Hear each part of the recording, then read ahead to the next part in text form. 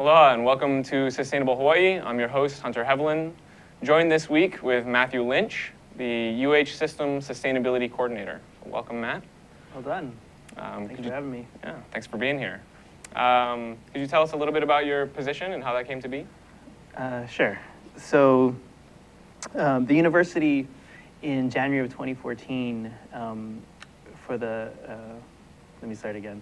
In January 2014, the UH Board of Regents amended their policy to officially articulate sustainability as a priority for the institution. And this has been the result of some strategic work that we've been doing over the last couple years. And so I actually started in this work as a private consultant to the university with some strategic planning with a core team of sustainability, shall we say, leaders within from across the system, from all 10 campuses. And that was in the fall of 2012. As a result of that meeting, they decided let's have this, let's convene everyone from across the university system once a year so that we can get together, share best practices, and learn about what are some of the barriers preventing us as a university from aligning our actions with the curriculum in the classroom so that we can not only talk the talk about sustainability, but walk the walk and lead by our actions. So I've been involved with that sort of core group on the outside as a consultant, and then as the two wonderful ladies who were sort of leading the charge in coordinating this initiative have stepped on into other positions in the private sector. They very cunningly managed to convince me to step inside the system to continue the work that we began. And so it's really a continuation of a lot of the work a lot of the groundwork that has been laid before we stepped in to see what we could do to help catalyze this effort. And so this push for sustainability is something that's been, I know from having been on campus over the years, that there have been different student groups that have arose to try and address what has been felt like a lack of sort of initiative on the university's part towards making ends in the way of, say, waste management or water usage or even the growing of food. So is this something that you see as able to sort of coalesce a lot of those interests, or how are students involved in this? That's a great question. Perhaps some additional background context might help to answer that. Across all 10 campuses of the university, what we see are these various sort of grassroots initiatives around sustainability. Some of them, many of them are student-led, many of them are led by faculty or staff, but there has not been sort of systemic coordination of it, nor has there been systemic support. So what has happened is you get these different efforts that wax and wane according to funding cycles, and students have this, there's a constant transient nature of the student sort of life cycle within the university. And so the university perhaps has been doing some really wonderful work, and there has actually accomplished a lot of sort of globally innovative achievements in various aspects of sustainability. And we've done that without having the system resources in alignment with what's going on across the campuses at the campus level.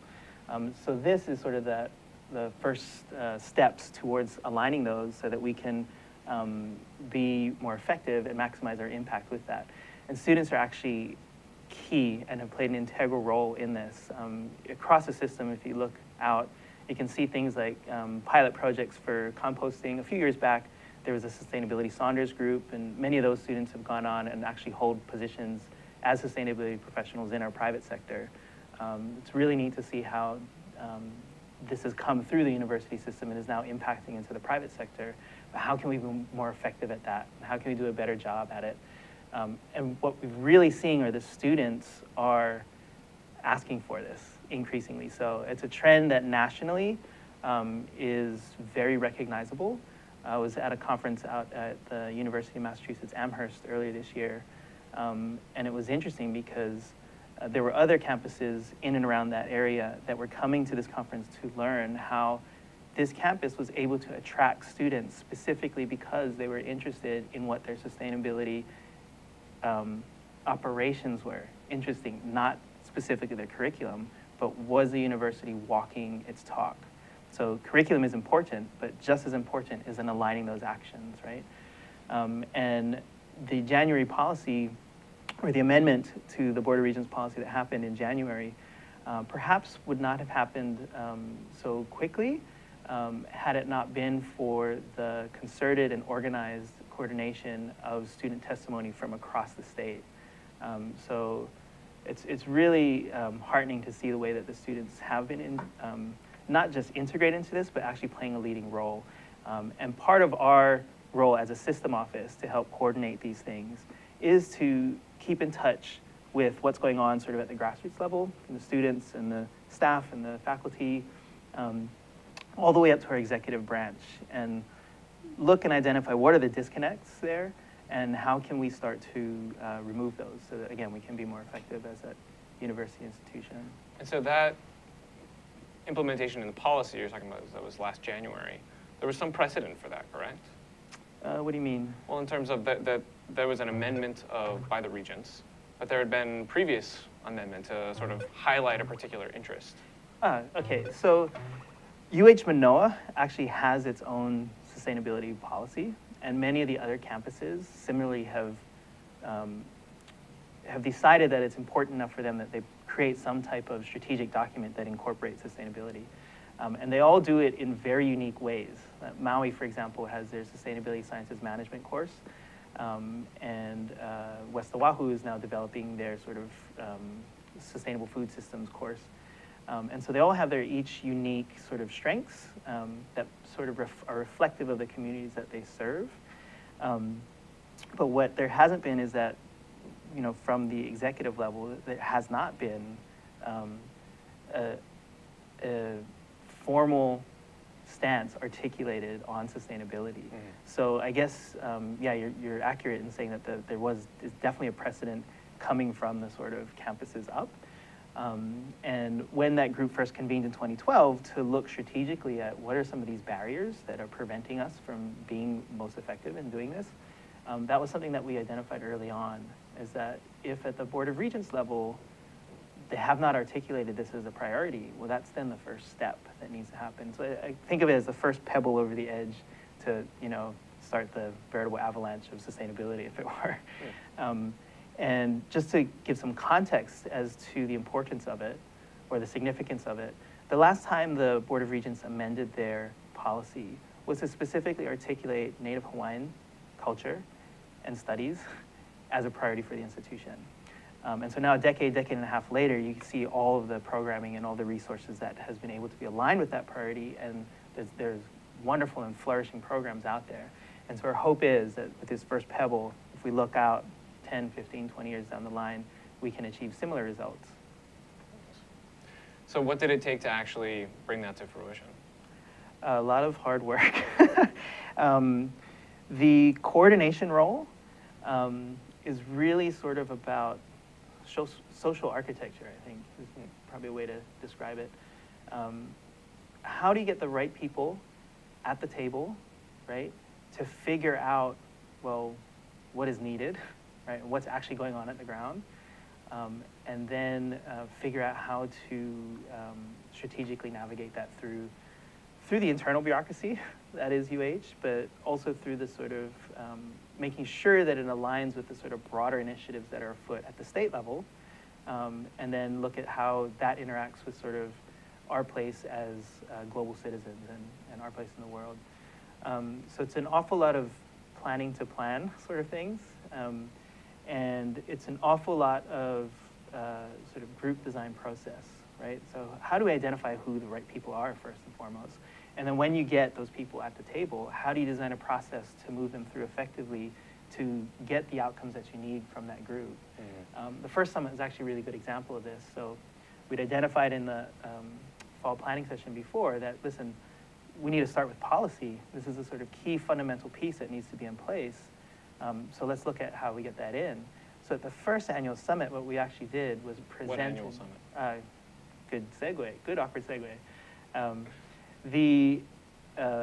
Each year, we mentioned this earlier, convene everybody from across the system to the annual Hawaii Sustainability in Higher Education Summit. And the first annual summit was held at UH West Oahu early in 2013. And the summit happens over 2 days. And the third day is actually where a student summit occurs, which is also very exciting because that's also students from all 10 campuses. And this year, we're even talking about how do we incorporate K to 12 high school. I'm not sure if we'll have kindergartens there, but certainly how can we engage with the leading edge or the graduating classes, right? And so on the first day of the summit, it's really designed for working sessions to happen. So what strategically can we get done when we have representatives from across the entire UH system? We have them all in the same room. What can we accomplish? What can we utilize that for? Now, when you have big groups together like that, there's some things that big groups are really good at doing, and there's other things that they're really not, right? And so, first of all, how do we get the right people in the room? And once they're there, what do we do with them? And so for the first annual summit, we presented a draft executive policy, which is the next step down from the Board of Regents. So that comes from the Office of the President. And the Board of Regents policy is this sort of broader one-page aspirational statement. Sustainability is a priority for the institution. The Board of Regents policy commits the UH system to carbon neutrality, zero waste, local food procurement. Most importantly, it directs the Office of the President to designate somebody to make sure that there's somebody accountable to making sure that these things happen, and also asks us, or directs us rather, to provide a mechanism to track and reinvest savings that are realized from sustainability measures. So right now, if we have a building manager that is able to implement all of these efficiency measures and is able to save X amount of dollars, there's no mechanism to track that or to reinvest it so that we can continue the momentum and build upon it, right? So these fundamental pieces are now in place. The executive policy actually takes that a step further. Okay, you've said that we are going to aspire to achieving carbon neutrality. How do we do that? So what are the sort of targets, goals, and metrics that we're going to set for ourselves so that we have something to shoot for, but we also know what are we measuring so that we can track our progress. And then we can make informed decisions along the way on what we need to do to course correct or not. And it's interesting because this whole process of figuring out what those metrics are in and of itself often unlocks or doorways that get unlocked to we didn't know what we didn't know. You get these two people across the table and, wow, I didn't know that we had this ability, or you may have a data set that I've been looking for, right? And by getting them at the table, we create the space for this type of thing to happen. But when you have 100 odd people in the room, right? How do you make sense of that? How do you create something constructive out of that? So we had these people actually review this proposed draft executive policy and provide us some pretty simple and basic feedback on it. What works about this, right? Is there anything in here that you cannot live with, that should not be in here? And perhaps most importantly, what's in here that's not, that should be? And tell us. And so you can imagine we got an enormous amount of feedback from that first session, all of which has gone into informing the current draft executive sustainability policy, which is about 95% complete, and is on target to be formalized by the president so that we can announce it early next year. And then the summit, the third annual summit, which happens in February, our shift in focus can then be on how do we put this into action. So yeah, so it's a very long answer. No, it sounds like a lot of strategical alignment. I mean, you're looking at what are, the sort of trying to piece together this diversity of interests in many ways, from sort of student interest to faculty to administrative, and then trying to then connect that into what's happening in state policy, and then ideally, obviously, as well, into sort of our global impacts. Can you tell a little bit more about what so you mentioned in terms of metrics and specific sort of targeted actions. What are some of those looking like currently, or what might we be able to expect from coming around the bend? So this ties in nicely with some of the broader things that are going on at the state level, right? And so for the first time, the state of Hawaii has a funded sustainability coordinator position. Wonderful person by the name of Jackie Kozak-Teal, a graduate of, well, you're alumni, in fact, right? University of Hawaii Department of Urban and Regional Planning. Well, we're optimistic about that happening. And so Jackie's thesis while she was at DERP was, whatever happened to the Hawaii 2050 plan? You recall early, around the turn of the century, early 2000, 2003, I think it was?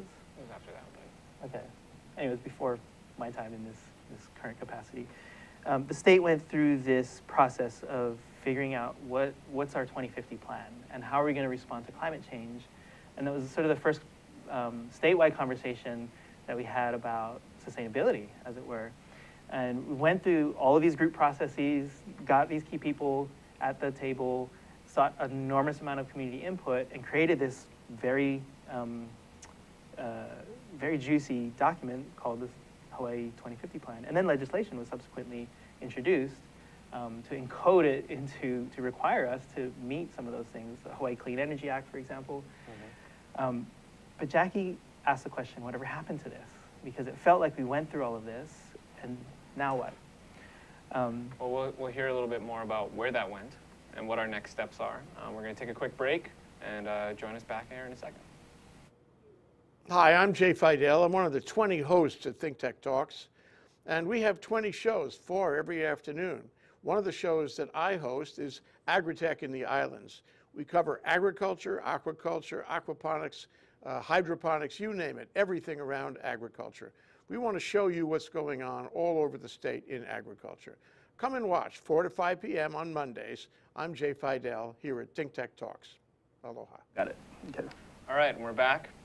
Welcome back to Sustainable Hawaii. I'm your host, Hunter Heaivilin. We're here today with Matthew Lynch, the UH Systems Sustainability Coordinator. We've just been hearing about some of the steps that you guys have been taking strategically to move from student action and community interest into the policy realm to try and address what we see as sort of a growing need for sustainability on our university campuses and how we can support that not only on the classroom level, but also from sort of the operational side.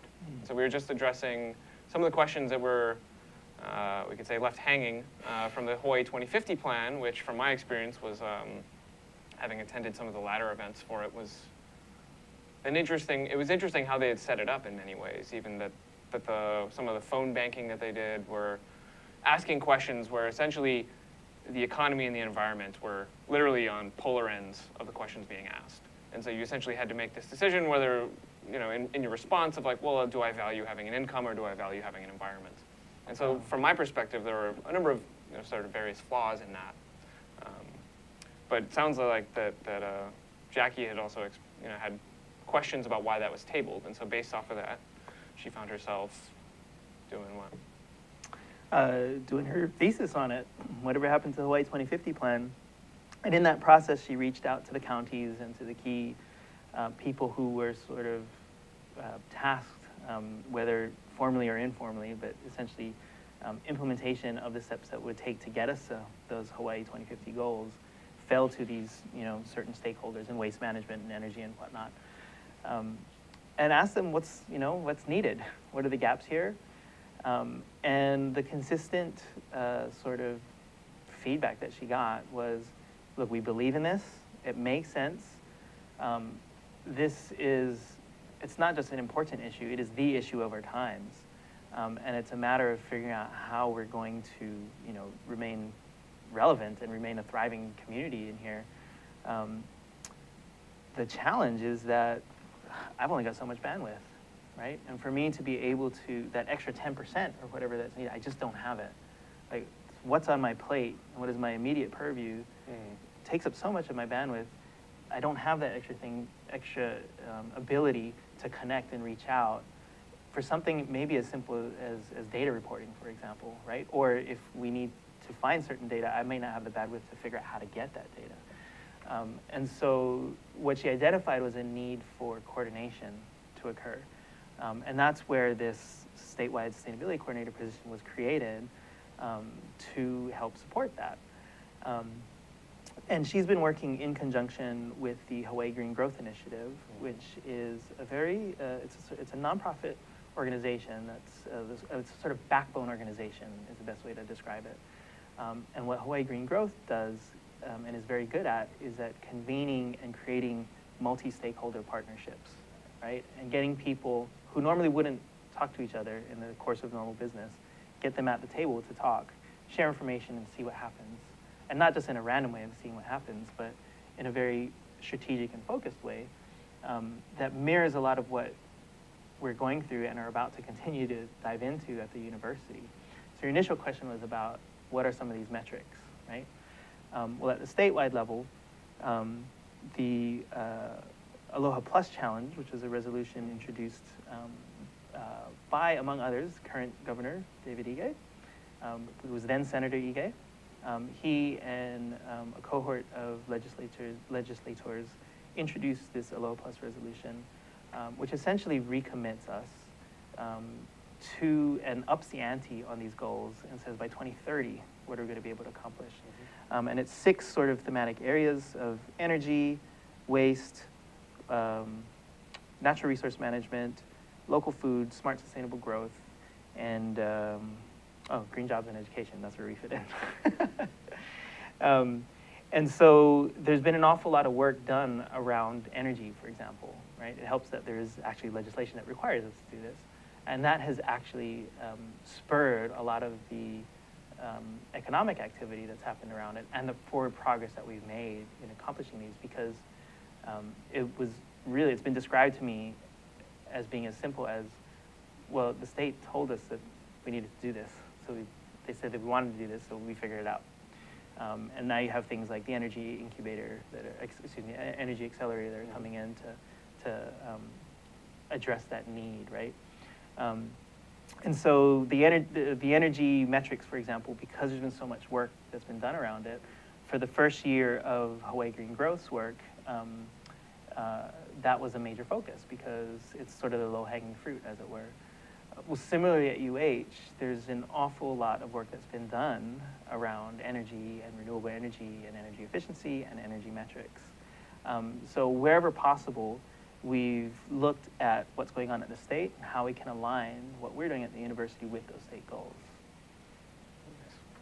And I know that there have been a variety of sort of student projects that have happened on different campuses around the state, from sort of edible gardens or programming to deal with compostable waste on campus, as well as energy efficiency, and as you mentioned, sort of the hub some years back at UH Manoa.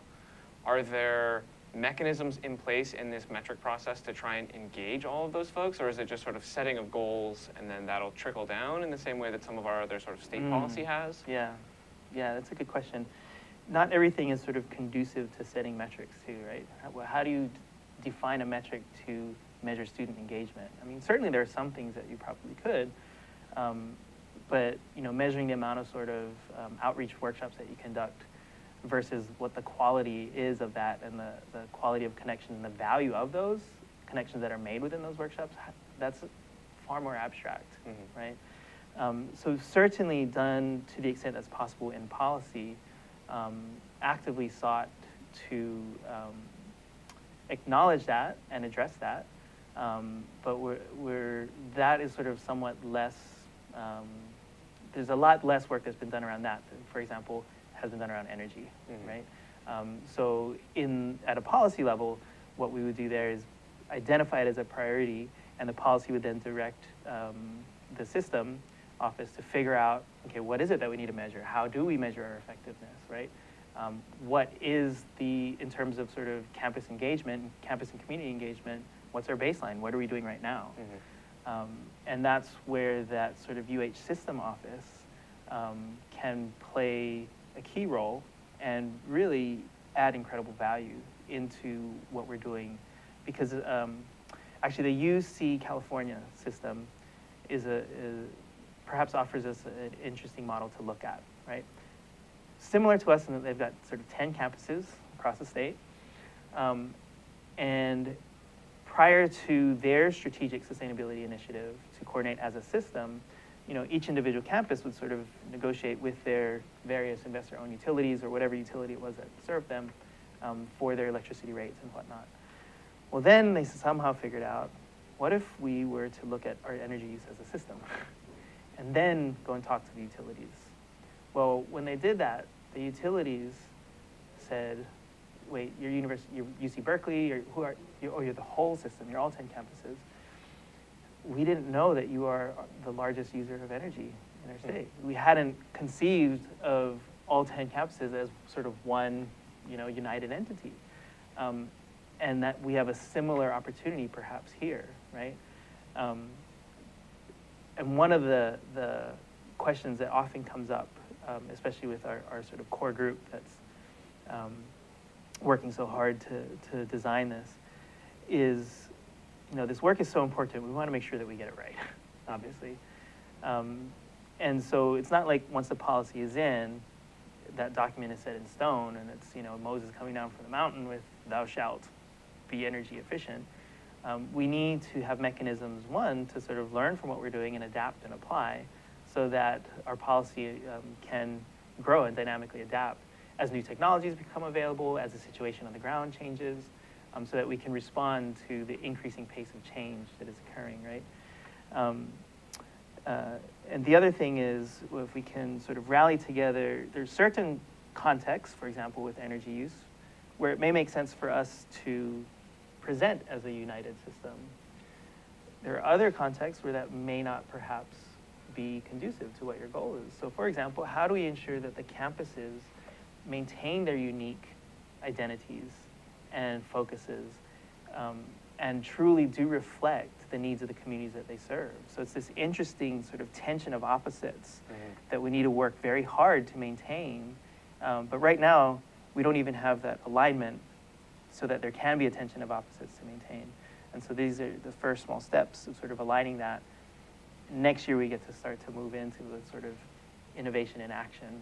And well, it certainly sounds like there'll be a fair amount of innovation required. I mean, really what you're talking about is adaptive policy frameworks, which, is, I would say from at least my work, increasingly of interest for a lot of different organizations in terms of how they institutionalize, in a sense, their goals in a manner that is able to be flexible, but also incorporate some aspect of sort of a feedback process, utilizing effectively all those metrics and data to then sort of further hone and course correct from the various policies that get implemented. That's interesting. Can you share some examples of what that looks like?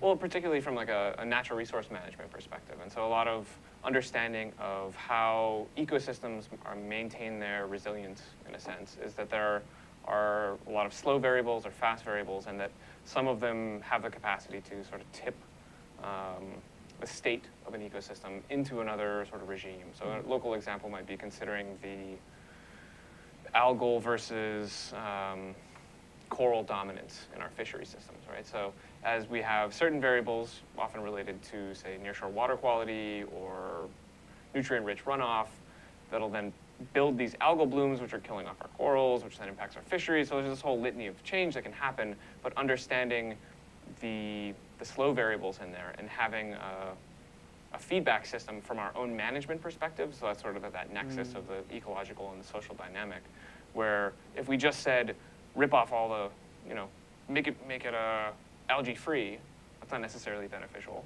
Got it. But so there has to be some sort of fine-tuning in there, and as you mentioned, just in sort of referencing that, in this patchwork of different campuses is akin to, say, different patchworks of ecosystems, where the one-size-fits-all policy directive of eradicate X or Y or whatever it might be will work, but only to a certain point, and inevitably will have to be refined in different settings. Yeah. And so it sounds like you guys are doing a similar process, though obviously fairly far less eloquently similar, articulated, I might say. But I'm really curious. I understand the concepts of looking at the sort of slow fundamental drivers, right? And it's similar to us in the social context, looking at what the root causes are, essentially, right? And I'm curious to know if in your studies you've come across examples of how that relates to policy. Well, there's adaptive management work that's been done. I mean, a lot of this is still sort of growing out of an understanding of the degree to which we can draw a corollary from our ecosystem knowledge into our social system knowledge. Yeah. And the ecosystem part is much better understood. Right. There's sort of a stochasticity of how humans respond to things that we still are working to understand. Humans are fascinating and we're a wild mysterious beings, right? And so there are various types of policies. I mean, one interesting one that I think has come about of late, which could potentially be aped at this system level even is essentially participatory budgeting. It's not necessarily an adaptive management, but it's at least incorporating more of this community input into how, for example, funds get utilized. I mean, as I'm sure we're both on campus frequently, that the fix UH mantra is that there's sort of been this growing crescendo of frustration over how funds are utilized, particularly in the advent of, at least in my department, getting to the point where we're not buying toner for our printers, but yet some of our top administrative folks certainly have that capacity, whether it's internally in their own lives or in the coffers that they have to utilize to administer different programming around the system. So I think there's a growing interest in finding mechanisms that allow for potentially, as you mentioned, this sort of rapid rate of change for a more clear conduit, so that we don't have to go through in the same way that we have to get to where we are now, from years of pockets of interest to then have to sort of congeal into sort of a general understanding of we believe sustainability to be something of use, and then it trickles then up, and then now there's actually policy happening. Because from my experience years ago on campus, that it's magnificent. There's some things that went in, but there's still a whole leagues of things to be done. And so it's exciting to see the type of work that you guys are up to in terms of how you can take essentially that diversity of interest and try and find ways to coalesce it. And it sounds like these summits are a magnificent way to do that. How are you actually going about some of that process of organizing this diversity of interest, or this suite of different ideas? Yeah, it's constantly evolving. And because sustainability has not been institutionalized, right? It's an interesting puzzle to solve, just from a sort of like strategic perspective, right? And what you were talking about earlier when you're relating it to ecological systems, of these feedback loops, right? And understanding what the drivers of those feedback loops are, that's something that the summit gives us an avenue to get that feedback, right? Well, let's hear a little bit more about the summit in a sec. Join us back here in a few and hear more about the upcoming UH Sustainability Summit. This is Alice Lee Hagan, host of ThinkTech Hawaii Business Education Spotlight. My show here at ThinkTech Hawaii is every Thursday from 3 to 4 in the afternoon. I bring in interesting guests from Hawaii, the mainland, and hopefully international guests in the future. Do join us on Thursday from 3 to 4 p.m. ThinkTech Hawaii Business Education Spotlight. Aloha. Aloha. Welcome back to Sustainable Hawaii. I'm your host, Hunter Heaivilin, joined here today by Matthew Lynch, the UH System Sustainability Coordinator. You're pretty good at this hosting thing, man. We've done it before. Yes, you have. Anyway, we're about to hear some more about this upcoming, the third annual Hawaii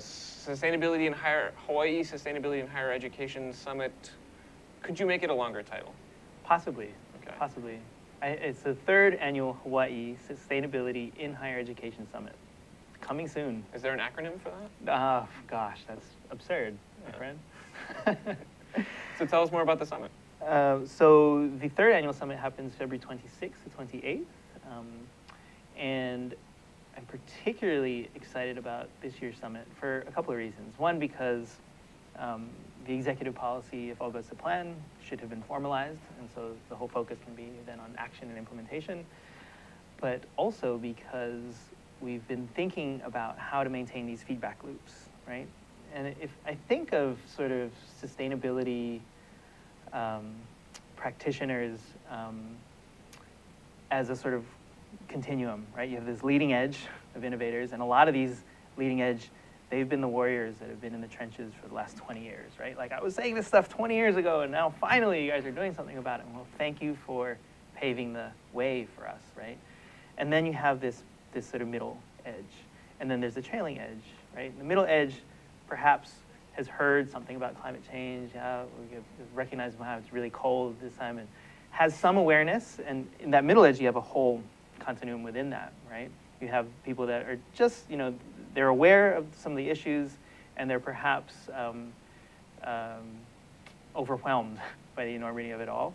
as many of us who first get into this work are as we realize the enormity of it. And then you have people that are in that middle edge that have sort of gone over that hump and that are figuring out what are the actions that I can do, right? And then you have this sort of trailing edge, and they're folk that are either not wanting to look at this because it's too intimidating and overwhelming, or simply just have not been informed, right? And it's easy for us that are working in this in the leading edge part to think that, hey, everyone thinks this way, right? And in reality, it's not the case. There's still a vast number of people that are out there. Confirmation bias. Exactly, yeah. Exactly. And so I see the students as very much playing a part of that leading edge, right? And it's interesting because they kind of straddle, right? But you know, we look at our high school kids. They know that something's up. They know that all is not well, and they're concerned about this, right? It's not only a national trend, it's an international trend that students are increasingly making their decisions on where they study based on not only the curriculum that's offered, so do you offer sustainability curriculum, but how in alignment are your actions with what you're teaching, right? Mm-hmm. And it's, you know, being as geographically isolated as we are, it can be easy for us to, for there to be a disconnect with that sort of fact. But the students are so wired in that really they play that role in that leading edge. The students are up there demanding that the Board of Regents, you know, are strongly advocating the Board of Regents amend their policy to articulate sustainability as a priority. Mm-hmm. What does the Board of Regents do? Unanimously agrees, right? And this is a requirement for the university to do if we are to remain relevant, right? If we are to offer curriculum that is relevant, and if we are to create graduates of our institution that are informed and equipped global citizens that are aware of the challenges that we face, and that no matter what field that they're going into, be it hospitality, be it business, be it natural resource management, sustainability touches everywhere, right? So is it sort of making the transition from land grant to sea grant to now just earth grant Everything institution? Grant? Yeah, earth grant, I like that. Sure, why not? So along those lines, what we're shifting towards is a sort of student-produced summit. So the way that the summit's currently structured is Thursday is more of a working session. It's more designed for, since we've got people from across the university system, what can we do? So it's very much UH focused. Now it's also, there are offerings, if you, for example, are from another institute of higher education, or if you're just someone that is generally interested in sustainability, there is value in that. And there was also concurrent sessions that happen outside of our strategic work planning sessions that if that doesn't immediately tickle your fancy, then there are other alternate offerings for you. However, the big focus of Thursday is that. And that is, has to be, to a large degree, sort of curated by the Office of Sustainability, right? Because we're the sort of strategic thinkers that are figuring out what is our next move and how do we utilize this to leverage the fact that we have everybody and catalyze forward momentum and whatever that strategic priority is as it shifts from year to year. The second day is open to, it's open source basically. It's open to the community, our private sector partners, our public sector partners come in and engage, and it's this sort of sensory extravaganza almost in sustainability. Multiple concurrent sessions going on at any one time, and enough content that there's no possible way you could get through all of it, but there's stuff in natural resource management, there's stuff in water, whatever you're interested, chances are you're likely to find something there. Mm-hmm. And then there's this whole random factor, right? You get all these people that are interested.